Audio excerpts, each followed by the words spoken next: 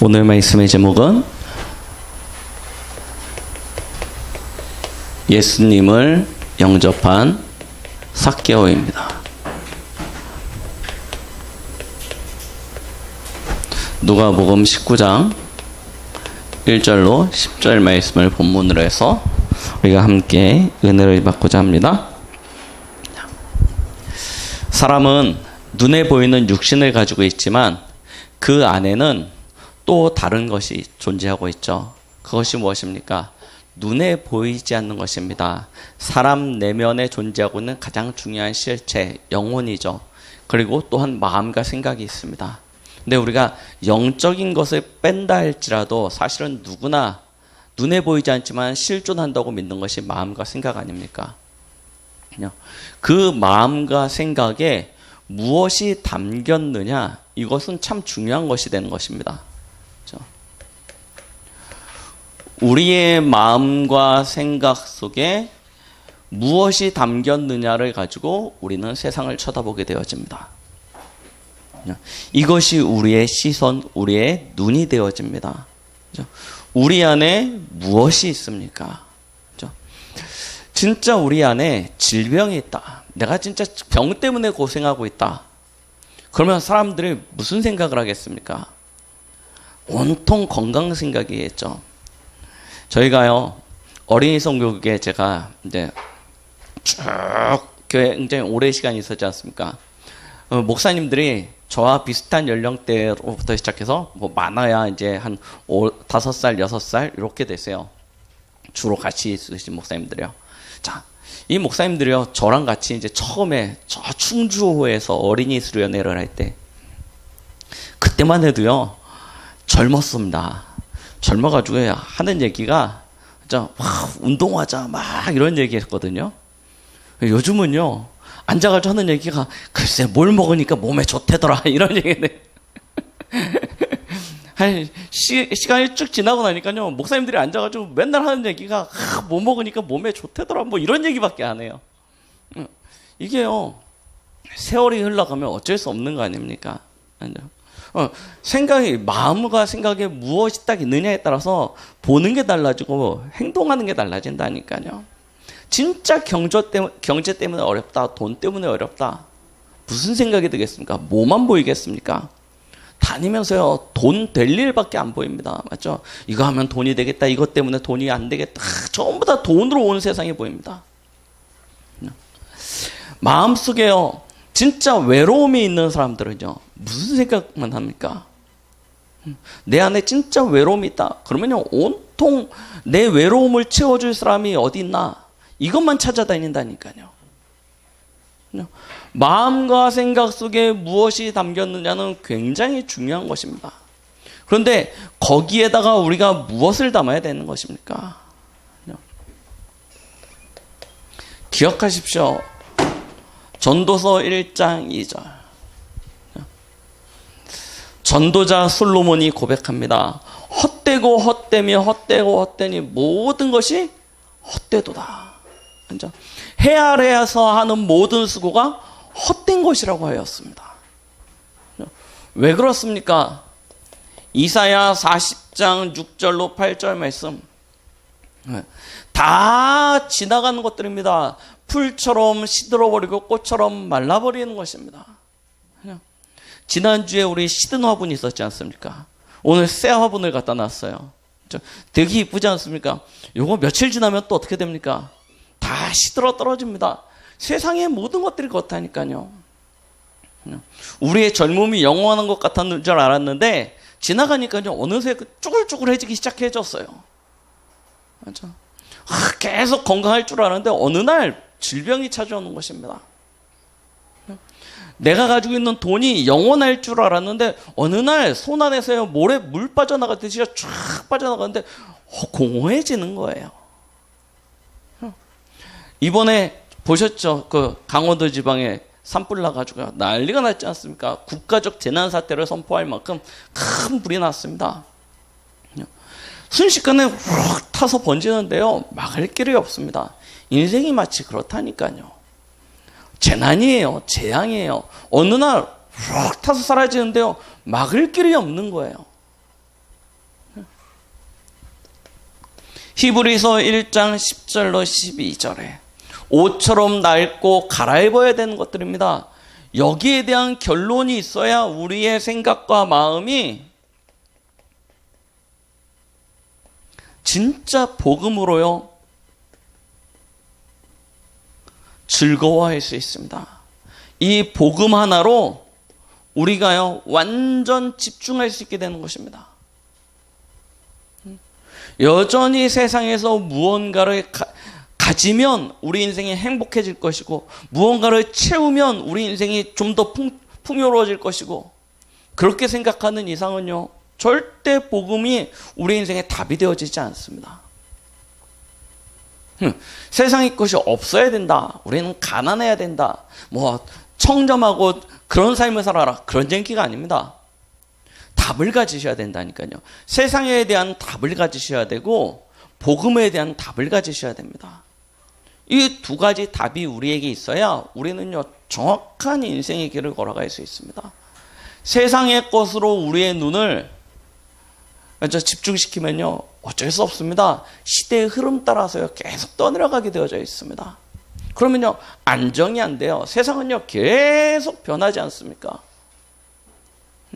안정이 안 됩니다. 그 마음의 평안도 없고 안식도 없게 되어지는 것입니다. 그런데요 영원한 것이 있습니다. 변하지 아니하는 것이 있습니다. 그것이 무엇입니까? 복음입니다. 떠내려가는 것이 아니에요. 그러다 보니까요 우리가요 거기에 딱 뿌리를 내리면요 흔들리지 않는 인생이 되는 것입니다. 우리가요 세상에 대하여 복음에 대하여 답을 가지시기 바랍니다. 오늘 그래서요 누가복음을 쭉 진행하는 가운데 누가복음이 너무 중요한 얘기가 많아요. 빨리빨리 넘어가고 싶은데 계속 이게 잔걸음을 걷게 되어져요. 그래서 누가복음 19장 1절로부터 10절 이 삭개오 이야기는 이거 넘어갈까 말까 계속 그러다가요. 사실은 18장도 또 하고 싶었는데 이게 너무 막 잔걸음이 되는 것 같아서 오늘 19장을 했는데요. 삭개오를 통해서요. 복음이 무엇인지 우리는 다시 한번 생각해 봐야 될 것 같습니다. 오늘 성경에 나와 있는 삭개오 누구입니까? 성경에 보니까요 삭개오에 대해 이렇게 이야기하고 있습니다. 세리장이요. 자, 세리장이 무슨 얘기입니까? 정확하죠. 세리들 가운데 장이라는 것입니다. 세리가 누구입니까? 말 그대로 세금을 걷는 사람이에요. 로마로부터 어떤 권한을 받아가지고요 이스라엘 사람들한테 세금을 걷어서 로마 정부에다가 상납을 하는 사람입니다. 그런데요 로마에서 이 세리를 맡은 관원들한테 지금처럼 어떻게 정확한 그것을 주는 것이 아니고 도급제입니다. 얼마만큼 이상 우리한테 바쳐라, 그리고 나머지는 네가 가져라, 이렇게 얘기한 거예요. 그러다 보니까요 세리들이 어떻게 하냐면 필요 이상의 세금을 더 걷는 거죠. 왜냐하면 나머지는 자기 이득이 되니까요. 그러니까 정부에서 매기는 세금보다 훨씬 더 많은 세금을 중하게 주고 거기서 뭐합니까? 자기의 이득을 취하게 되는 거예요. 완전히 도둑놈 비슷한 사람들입니다. 자, 그러다 보니까요 성경에서 그 당시에 이제 이스라엘의 정서를 보니까요 뭐라고 얘기하냐면요 이 사람들을 거의 죄인들, 창기들, 이교도들과 같은 부류, 죄인과 같은 부류로 취급을 합니다. 그래서 오늘 성경에도 보니까 7절 말씀에 보면 이렇게 얘기했죠. 뭇 사람이 보고 수군거려 이르되 저가 죄인의 집에 유하러 들어갔도다. 분명히 세리는 관원인데 사람들은 뭐라고 하냐면 죄인이라고 그래요. 그 중에 장이었던 삭개오는 자기 밑에 세리들을 여러 명을 두고 움직이는 거예요. 그러니까 죄인 중에 괴수죠. 성경에는 부자라고 이야기하고 있습니다. 부자가 될 수밖에 없죠. 그렇게 많은 것들을 착복을 해서요. 자기 민족의 어떤 그런 피를 빨아먹어서 거머리처럼요 빨아먹어서 자기의 배를 불리는 사람이니까요. 부자가 될 수밖에 없습니다. 성경에서는 아시지 않습니까? 낙타가 바늘길을 통과하는 것보다 부자가 하나님의 나라에 들어가는 것이 더 어렵다라고 이야기하고 있죠. 마태복음 19장에 보면요.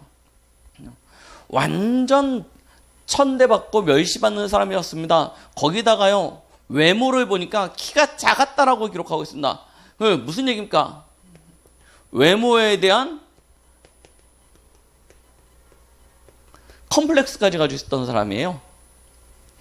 그래서요, 이스라엘 사람들 사이에서 왕따 당하는 사람이었습니다. 같은 민족임에도 불구하고요.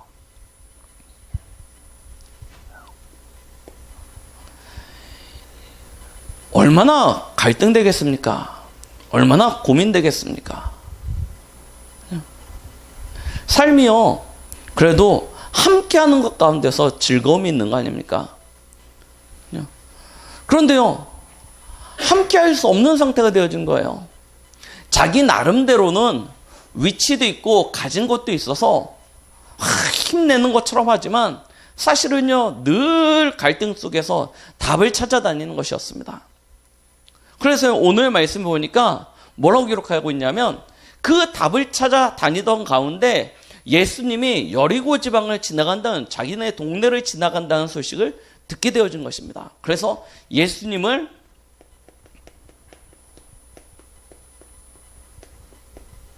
기다리게 되어지죠. 도대체 그분이 누구신가? 그분이 누구이길래 들리는 소문에 보면 그 사람을 만나는 사람마다 답을 얻었다고 하고 치유를 받았다고 하는데, 도대체 이 사람이 누구인가? 기다리기 시작한 것입니다. 성경에는 보니까 어떤 사람인가 하여 라고 기록하고 있죠. 예수님에 대하여. 어떤 사람인지 궁금해하면서 기다리고 있는 거예요. 그래서 예수님이 지나갈 길목을 지키고 있는데요, 사람들이 너무 많이 몰려와요. 성경에 기록하고 있지 않습니까? 예수님이 가는 곳마다 큰 무리가 따르는데요, 때로는 5,000명, 때로는 7,000명, 어마어마한 숫자가 예수님과 함께 이동을 하는 것입니다. 그러니까요, 키도 작고요, 안 보이는 거예요, 예수님이요. 자, 그래서 뭐라고 얘기합니까? 돌무화과죠. 돌무화과 나무 위로 올라갑니다. 나무 위로 올라가요. 자, 얼마만큼 갈급한 상태인지를 아셔야 됩니다. 그냥 단순히 궁금했다, 그 정도였으면 이럴 일이 없는 거예요. 부자라니까요. 그 관원입니다. 체면도 있고요, 여러 가지가 있습니다. 그런데 그 모든 것을 무시하고 어디로 가냐면 나무 위를 타고 올라가요. 왜요? 그만큼 갈급한 상태인 것입니다. 자기 인생에 대한 답을 얻고자 하는 거예요.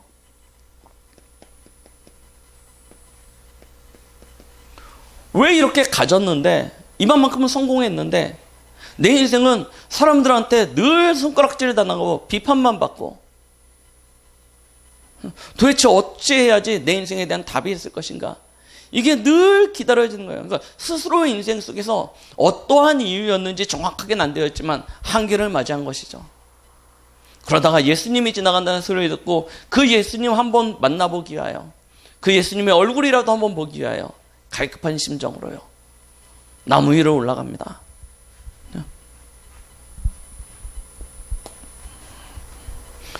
근데요, 예수님이 그 나무 밑에 멈추세요. 그렇죠? 많은 사람들이 예수님을 따라가지 않습니까? 많은 사람들이 예수님을 향하여 시선을 집중하고 있지 않습니까?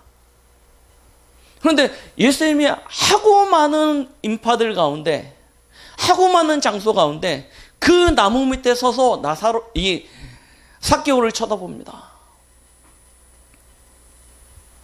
예수님은요, 아무데나 집중하시지 않습니다. 성경을 가만히 보십시오. 예수님의 행하신 그 이적과 표사가 아무 것이나 기록되어져 있습니까? 그렇지 않습니다.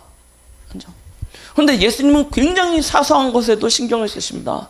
혈루병 여인이 예수님의 옷자락을 만진 그 사건 하나, 그것마저도 놓치지 않으십니다. 왜 그랬을까요? 그렇죠? 내게서 능력이 나갔다라고 이야기하고 계십니다. 예수님은요, 굉장히 영적으로 민감하십니다. 하나님이시기 때문에 그러시겠죠. 굉장히 영적으로 민감합니다. 자신을 찾는 이가 누구인지, 자신을 구하는 이가 누구인지 하나님은 그 시선을 외면하시지 않으시는 것입니다. 오늘 이 삭개오의 시선, 삭개오의 그 중심을 하나님이 아셨던 것입니다. 그리고 그가 올라가 있는 나무 밑에 멈춰서 그를 쳐다보시면서 얘기하십니다. 내려오라고요. 자, 보십시오. 19장 5절에 뭐라고 얘기하냐면, 삭개오야 속히 내려오라. 내가 오늘 내 집에 유하여야 하겠다. 아니, 예수님이 저 사람이 누군지 어찌 알겠습니까? 지나가는 길목에서요, 우연히 마주치는 사람 아닙니까? 그런데요, 예수님이요, 그 나무 위에 올라가 있는 삭개오를 보고 정확히 지목해서 이야기합니다. 삭개오야 내려와라. 하나님이 처음부터 아셨다는 거 아닙니까? 예수님이 처음부터 아셨다는 거예요. 그의 이름을 아셨습니다. 삭개오야 내려와라. 성경엔 기록하고 있습니다. 하나님이 여러분을 창세전에 택하셨다. 복중에 짓기 전에, 어머니의 티에서 나오기 전에 너희를 구별하였다. 너는 내 것이다 라고 이야기하십니다. 하나님의 구원받은 백성들은 하나님의 그 손길 안에, 하나님의 그 시선 아래에 있는 줄 믿습니다. 오늘 삭개오가 그 축복을 누린 것입니다. 비록 죄인이고 멸시받고 천한 그런 사람이었지만 하나님은 이 삭개오를 알고 계셨던 것입니다. 그래서요, 삭개오가 있는 그 나무 밑에 와서 삭개오를 부르십니다. 삭개오야 내려와라. 이것이 은혜이죠. 훌륭하고 착하고 바르고 그런 것이 아니고요, 하나님이 택하여 부른 사람. 오늘 성경의 9절 말씀에 뭐라고 했냐면, 이도 아브라함의 자손이라고 이야기하고 있습니다.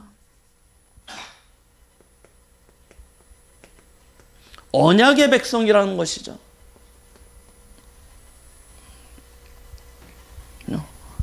하나님의 잃어버린 자라고 얘기하고 있습니다.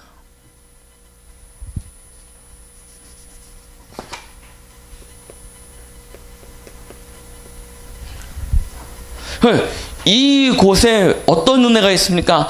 여호와의 구원이 임하였습니다. 자, 보십시오. 삭개오의 인생의 전환점이 맞이하게 된 것입니다. 삭개오가 인생의 가장 어려운 순간에 예수 그리스도를 만나고자 하는, 그 그리스도를 만나면 이 자기 인생에 대한 어떤 답을 얻을까 하여 그 그리스도를 기다리는 그곳에 예수님께서는 친히 찾아오셔서요, 삭개오의 이름을 부르시면서 내가 오늘 너의 집에 유하여야겠다. 너도 아브라함의 자손이다. 하나님의 잃어버린 자이다. 그곳에 하나님의 구원이 임하게 될 것이다. 말씀하시는 것입니다. 얼마나 큰 축복입니까?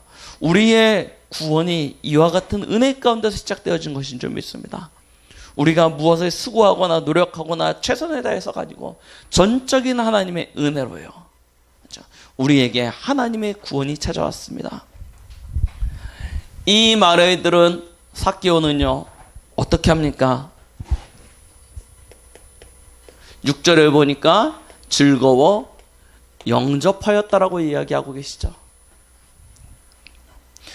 예수님이 네 집에 유하여야겠다 하니까요, 삭개오가 속히 내려와서 즐거워하면서 그 예수님을 자신의 집으로 영접합니다. 그 순간 이 삭개오가 가지고 있었던 인생의 모든 문제가 끝났는 줄 믿습니다. 예수 그리스도를 영접하는 그 순간 우리 인생이 가지고 있는 모든 문제 완전 해결입니다. 그렇죠? 모든 문제 가운데 살고 있습니다. 삭개오만 이런 문제 가운데 있습니까? 그렇지 않습니다. 저희도 마찬가지 아닙니까? 하나님의 형상으로 창조되어진 인간이 하나님을 떠나면서부터 영적 문제를 가지게 되어졌습니다. 하나님이 먹지 말라고 한 선악을 알게 하는 나무의 열매를 따먹은 결과요. 인생은요, 저주와 재앙 가운데 빠져버리게 되어집니다. 무엇 때문입니까? 죄 때문입니다. 죄. 선악을 알게 하는 나무의 열매는 먹지 말라. 먹는 날에는 정령 죽으리라. 그런데요, 그 하나님의 언약을 잃어버리고 하나님과의 약속을 깨고 하나님이 먹지 말라고 한 그 선악을 알게 하는 나무의 열매를 따먹은 그 원죄로부터 시작되어진 우리 인생이 살아가면서 짓게 되는 자범죄, 그리고 우리도 모르는 사이에 우리의 조상으로부터 또 우리도 우리의 후대에게 전달하게 되어지는 이 조상들로부터 전달되어지는 그 모든 죄, 그 죄 문제가요, 인생을요 완전히 억눌러 버린 것입니다. 누구의 장난입니까? 마귀 장난 아닙니까? 마귀 장난. 사단의 장난입니다. 사단이요, 하나님의 형상으로 하나님의 축복을 받은 저 인간을 시기하고 질투하여서 저 인간을 타락시키고 범죄하게 만든 거 아닙니까? 이때부터요, 인간은요 자기 스스로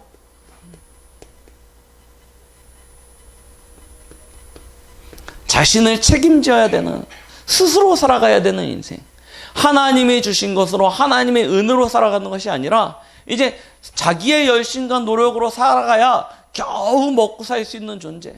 그러다 보니까요, 먹는 것에 대한 물질적인 것에 대한, 육신적인 것에 대한 동기가요 충만해집니다. 그래서요 육신적이고 물질 중심적인 그런 인생으로요, 결국 그걸 가지려니까요 성공 중심의 인생으로요 갈 수밖에 없는 것입니다. 그거 있어야 조금 마음에 이만큼 안심이 생겨요. 그런 인생이 되어집니다. 그런데요, 스스로 수고하고 땀 흘리고 노력해도, 아무리 많은 것을 가져도, 높은 곳에 올라가도 해결되어지지 않는 것입니다. 인생의 문제가 해결되어지지 않아요. 우리나라 요즘에 계속 청문회 하려고 하지 않습니까? 맞죠? 내각을 바꾸려고요, 청문회를 계속 하려고 하는데요, 후보자로 올라오는 사람들마다 다 이게 자격이 충족이 안 되는 거예요. 다 뭔가 하나씩 다 걸려요. 그렇게 성공한 사람들인데요, 그냥 아무나 올라갑니까? 그렇지 않습니다. 그렇죠? 우리나라를 대표할 만한 굉장히 엘리트들이 올라가게 됐거든요. 그런데요, 그 모든 사람들이 거의 대부분 다 하나씩 걸려가지고요, 결국은 어떻게 해요? 청문회에서 다 이름도 못 올라가고 다 떨어지지 않습니까? 네. 왜 그렇습니까? 안 되는 거예요. 무엇 때문입니까? 그게 영적 문제라니까요. 그게 영적 문제입니다. 그럼 어느 날 한계가 오니까요, 어쩔 수 없습니다. 무속인 찾아가고요, 점술인 찾아가고요, 종교인 찾아가서요, 이 문제에 대한 도움을 얻고자 하는 것입니다. 그런데요, 이 모든 것이요 어디로 가 있습니까? 진짜 인생의 참된 답을 줄 수 있습니까? 결국 귀신 장난이고요, 그죠? 사단의 장난입니다. 더 강한 올무에, 더 강한 틀에, 함정이에요. 우리 인생을 집어넣어 버리는 거예요. 그래서 열심히 수고해서 정상에 딱 올려놓고 어느 날 한 방에 무너뜨리는데요, 답이 없게 되어지는 거예요. 그걸 보고 뭐라고 합니까? 불신자 상태라고 얘기하지 않습니까? 멸망의 상태입니다. 재앙의 상태입니다. 저주고 진노입니다. 이게 인생의 모습이라니까요. 잘 보십시오. 우리나라 요즘 뉴스 계속 나오지 않습니까? 그 연예인들 계속 사건 사고 터지지 않습니까? 재벌 2세, 3세들 계속 마약 때문에 문제되고 있지 않습니까? 정치인들 전부 다 비리 문제 때문에 다 걸려져 있고요. 우리나라를 대표하는 정치인이요, 딸 취직시키는데 그거 해가지고요 또 문제되고요. 왜 그렇습니까? 빠져나가질 못하는 거예요.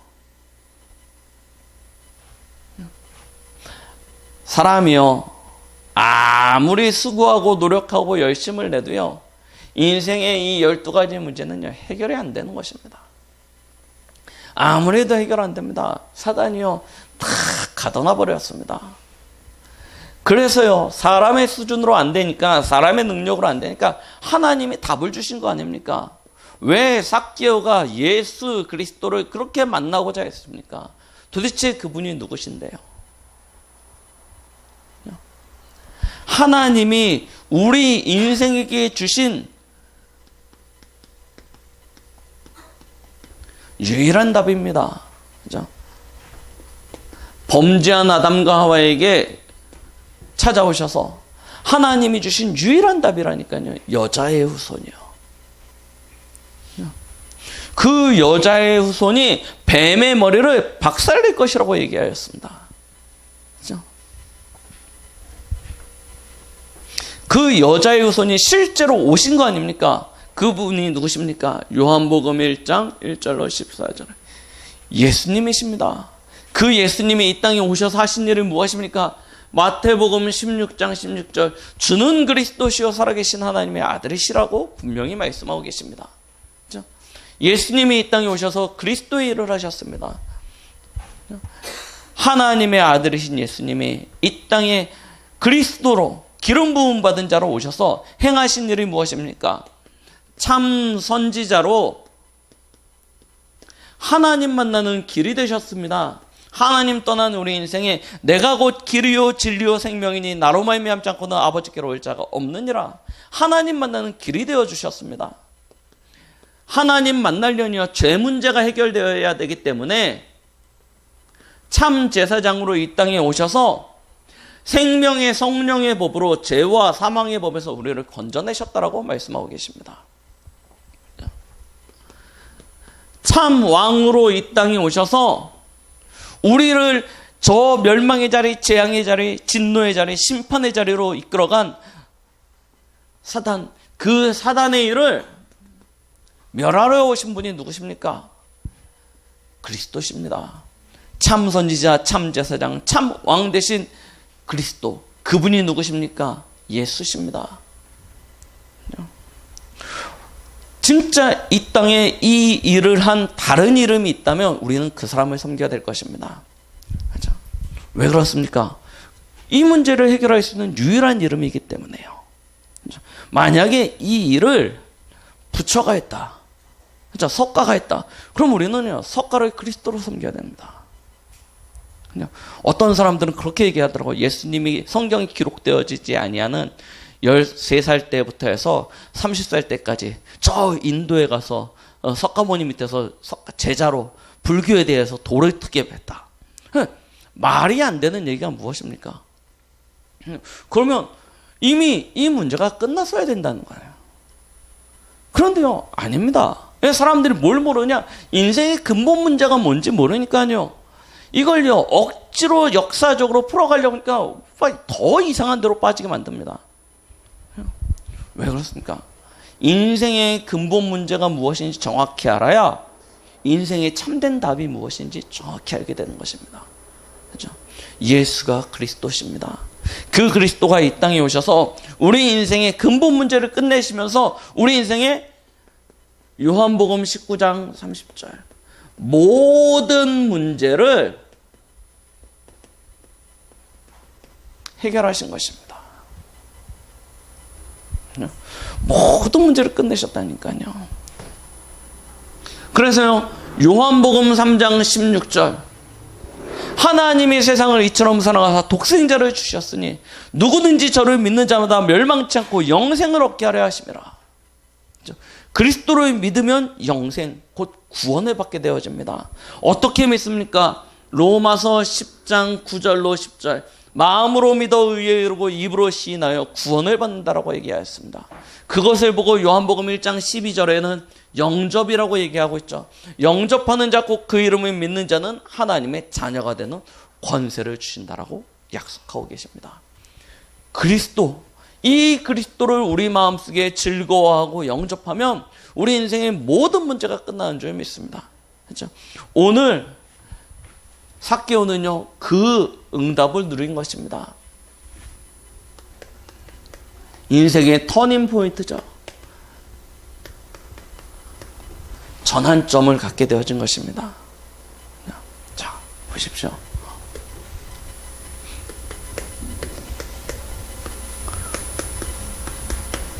예수 그리스도를 만나고 난 이후에 삭개오의 변화되어진 삶의 모습을 확인해 보십시오.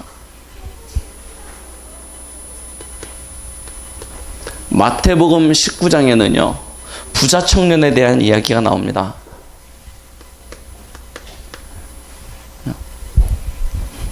예수님이 율법을 쭉 설명, 간음하지 말고 도둑질을 하지 말고 쭉 율법을 설명, 너희가 이렇게 행하라 라고 얘기하십니다. 그랬더니요, 한 부자 청년이 나와서 이야기합니다. 나는 이 모든 것을 다 충족하고 있습니다. 그런데 이제 어떻게 해야 됩니까? 그런데도 나는 답이 없습니다. 그랬더니 뭐라고 하냐면, 네가 온전하였더라면 네가 가진 소유를 다 팔아서 가난한 이들에게 나눠주고 네가 나를 따라오너라 라고 얘기합니다. 성경에 뭐라고 기록하고 있냐? 이 청년이 재물이 힘이 많음으로 근심하여 떠났다라고 이야기하고 있습니다. 우리가 진짜 주를 위하여 살겠다, 내 인생을 걸었다, 내 목숨을 걸었다, 무엇으로 증명할 수 있습니까? 사실은요, 우리가 가장 쉽게 증명할 수 있는 방법이 돈입니다. 맞죠? 우리의 돈이 가는 곳에 사실은 우리의 마음이 가는 거 아닙니까? 내 돈의 흐름이 어디로 가는지 보면 내 마음이 어디 있는지 금방 드러난다니까요. 그런데요, 대부분의 사람들은 이 돈 경제 앞에서 무너지게 되어집니다. 그런데 오늘 누가복음 19장 8절을 보십시오.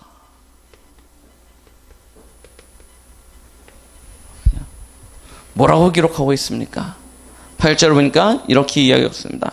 삭개오가 서서 주께 여짜오되 주여 보시옵소서, 내 소유의 절반을 가난한 자들에게 주겠사오며 만일 누구의 것을 속여 빼앗은 일이 있으면 네 갑절이나 갚겠나이다. 누군지 잘 보셔야 된다니까요. 원래 청렴 결백한 사람이라면 이런 얘기를 할 수 있습니다. 그런데요, 누굽니까? 세리 중에서도 장입니다. 완전 욕심꾸러기입니다. 그렇죠? 돈 앞에서 벌벌벌 떠는 사람입니다. 그 부자입니다. 그렇죠? 그런데요, 이가 하는 얘기가 뭐냐면 자기 소유의 절반을 팔아서 가난한 이들에게 나눠주겠고, 혹시 속여서 남의 것을 빼앗았으면 네 갑절이나 내가 갚겠습니다라고 얘기합니다. 이거는요, 그렇죠? 자기의 인생에 대한 완전한 답을 얻지 못하면요, 할 수 없는 얘기입니다. 그렇죠? 조금 내가 은혜 받았다, 내가 조금 오늘 예수님 만나서 기쁘다, 그러니까 내가 이걸 하겠다, 이럴 수 없는 이야기라니까요. 그렇죠? 복음을 접함으로 말미암아, 그리스도를 영접함으로 말미암아 그 인생이 완전히 변화되어진 것을 오늘 성경에선 이야기하고 있는 것이죠. 자, 누구든지 그렇습니다. 예수 그리스도를 진짜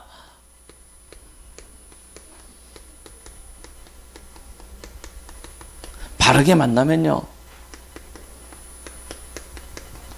인생이 변화되기 시작합니다. 내 인생은 왜 이렇게 답답할까요? 내 인생은 왜 이렇게 안 될까요? 나는 왜 이렇게 늘 힘들까요? 진짜 그리스도를 만나보십시오. 그러면요, 인생이 변화되어지게 되어져 있습니다. 성경의 증인들로 몇 명을 얘기한다면요, 우리가 지난주 강단을 통해서 들었던 모세, 잘 아시지 않습니까? 출애굽기 3장이요. 모세가요, 호렙산에서 하나님을 만나는 그 순간, 그 인생은요, 완전히 달라진 것입니다. 그곳에서 하나님을 만나는 그 순간, 과거에 실패하고 망하고 무너졌던 그의 인생이요, 완전히 변화되어졌어요. 이제는 바로 앞에, 애굽 앞에, 이스라엘 앞에 서서 그들 앞에 지도자로 서게 되어진다. 응답을 누리게 되어집니다. 진짜 그리스도를 인격적으로 사실적으로 만나면 인생이 바뀐다니까요. 우리 잘 알고 있는 엘리야 보십시오. 잘 나간다고 생각했었습니다. 하나님을 위하여 산다고 생각했었습니다. 그런데요, 그는요, 자신의 열심으로 하나님을 섬겼던 것이지 진짜 하나님을 만나지 못했던 것입니다. 그러던 그가요, 열왕기상 19장이에요. 호렙산에서 하나님을 만납니다. 그 이후에 그의 인생은요, 성경 속에 별로 기록되어지지 않아요. 뭐 어마어마한 역사도 증거도 막 큰 일도 안 일어납니다. 그런데요, 그의 발자취는요, 진짜 이스라엘을 살리고 회복시키는 전도자의 발걸음으로요, 구석구석에 보이지 않는 7천 제자를 일으키는 발걸음으로 하나님께서 이의 인생을 완전 변화시키는 것을 보게 되어집니다. 자, 보십시오. 그리스도를 만나면 바뀐다니까요. 완전 다른 인생이 되어집니다. 우리 라합 알지 않습니까? 라합.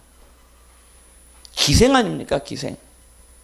여리고성에 있었던 기생 라합이요.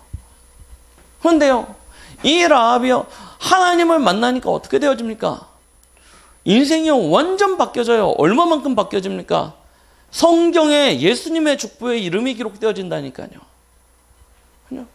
예수님을 진짜 만나면요, 인생이 변화되어질 수밖에 없는 것입니다. 바울 아시지 않습니까? 전의 이름은 사울이었죠.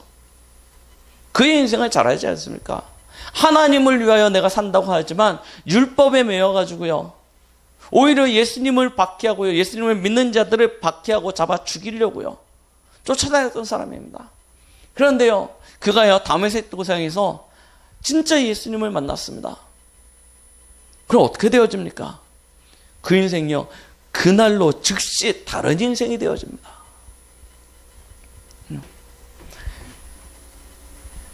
예수님을요, 바르게 만나면요, 인생이 달라집니다. 진짜 달라집니다. 잘 보십시오. 성경 속에 나온 인물 아닙니까? 그렇지 않다니까요. 역사적 인물들로 또 너무나 많습니다. 다 들 수 없을 만큼 너무나 많은데요, 우리가 몇 사람만 예를 든다면 유광수 목사님이요. 인생이요, 거의 포기한 인생이었습니다. 딱 한 사람만 희망을 가졌어요. 어머니 한 사람만. 나머지 온 동네 사람들이 쟤 난대했었어요. 쟤하고는 놀지도 마라. 쟤하고 같이 놀면 너 큰일 난다 할 만큼요. 그런데요, 어느 날 그리스도를 제대로 만난 것입니다. 하나님께서 그의 인생을요, 완전 역전시키시는 거예요. 아시지 않습니까? 김동호 목사님의 인생을 아시지 않습니까? 어떤 인생이었습니까? 진짜 말 그대로요, 여기 있는 여러분들 그 누구보다 진짜 못한 인생이었습니다. 얼마만큼 못난 인생이었으면, 맞죠? 맨날 자식 때리고 와이프 때리고요, 그렇게 살다가 도저히 안 되겠으니까요, 내가 죽어야겠다라고 생각했겠습니까? 그런데요, 어느 날 예수 그리스도를 진짜 만나니까요, 인생이 바뀌어버리는 거예요. 그리스도를 만나면요, 인생이 완전 달라집니다. 여러분들의 인생이요, 이와 같은 은혜가 있길 바랍니다. 그렇죠? 진짜 그리스도로 말미암아 새롭게 시작되어져야 됩니다. 그렇죠?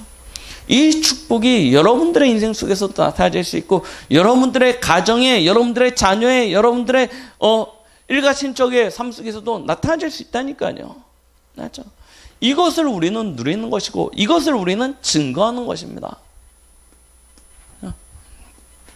우리의 증거가 무엇입니까? 이거 아닙니까? 예수 그리스도를 만나니 우리의 인생이 변화되어졌다는 것입니다. 달라졌다는 것입니다. 부자 됐다는 얘기가 아닙니다. 성공했다는 얘기가 아닙니다. 인생이 바뀐다니까요. 어떻게 바뀝니까? 하나님의 참된 계획 속으로 들어갈 수 있게 되어지는 것입니다. 그렇죠? 우리는 그 일의 증인이 되는 것입니다. 그렇죠? 하나님의 언약 안에 있는, 하나님이 주신 미션 속에 있는, 하나님이 주신 능력 안에 살아가는 인생으로 우리의 인생이요, 결론 나는 것입니다. 진짜 이 응답을 누리십시오. 세상 사람들도 누구나 하나님께서 일반적이고 보편적인 은혜를 주시기 때문에 열심히 노력하는 사람은요, 그죠? 노력하지 않는 이들에 비해서 성공할 수 있습니다.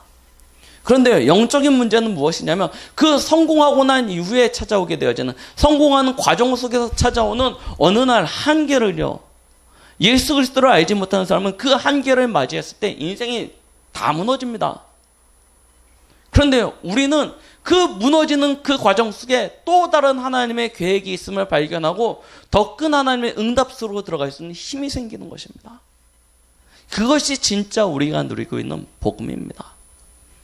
그 과정들 속에서 하나님은 우리의 인생을 언약의 여정을 걷는 전도자의 길로요, 우리의 발걸음을 인도해 가실 것입니다. 복음은요, 위대한 것입니다. 예수 그리스도는요, 위대한 이름입니다. 우리가 생각하고 우리가 알고 있는 것처럼 그냥 평범한 그냥 지식적인 그런 이름이 아닙니다. 한 인생을 송두리째 바꿔버릴 수 있고 그 바뀐 한 사람을 통해서 한 지역과 민족과 나라와 세계를 바꿀 수 있는 유일한 이름이 예수 그리스도라는 이름입니다. 그렇죠? 우리는 그 이름을 힘입어 살아가는 존재입니다. 그렇죠? 세상의 것을 의지하고 세상의 것을 바라는 것이 아닙니다. 진짜요, 그리스도를 즐거워하고 영접하면 우리 인생이요, 달라집니다. 변화되어집니다. 완전 180도 다른 인생으로 바뀌어지게 되어져 있습니다. 여러분들의 인생이요, 진짜 이와 같은 은혜 가운데 이 한 주간도요, 그리스도와 함께함으로, 동행함으로, 그리스도와 연합함으로 최고의 축복된 인생이 되시길 예수 그리스도의 이름으로 축원드리겠습니다.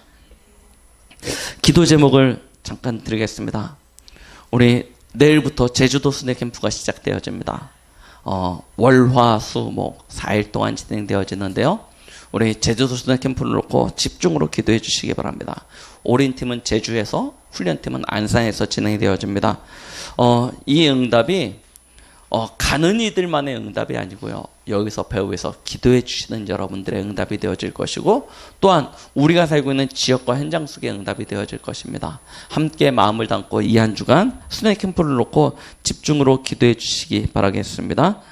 네, 우리 같이 기도함으로 말씀을 마무리하도록 하겠습니다. 기도하시겠습니다. 하나님 아버지, 감사드립니다. 우리에게 오늘도 귀한 말씀을 주신 하나님, 예수 그리스도를 영접한 삭개오는 그의 인생이 완전 변화되어진 것을 누렸습니다. 하나님, 우리에게 주신 예수 그리스도의 이름은 나를 살리는 이름이요 세상을 살리는 유일한 이름이 되어지는 줄 믿습니다. 하나님, 우리가 그 그리스도를 온전히 누림으로 말미암아 나를 살리게 하여 주시옵시고, 나의 모든 현장을 살리게 하여 주시옵시고, 우리 후대 현장을 살릴 수 있는 그런 응답의 한 주간이 되어있도록 역사하여 주시옵소서. 특히 이 한 주간 우리 제주 안산 순회 캠프가 있습니다. 하나님께서 참여하는 자나 배후에 기도하는 자나 모두 다 함께 순회 캠프에 참된 주역이 되어지는 응답을 누리게 하여 주시옵소서. 예수 그리스도의 이름으로 기도드렸습니다. 아멘.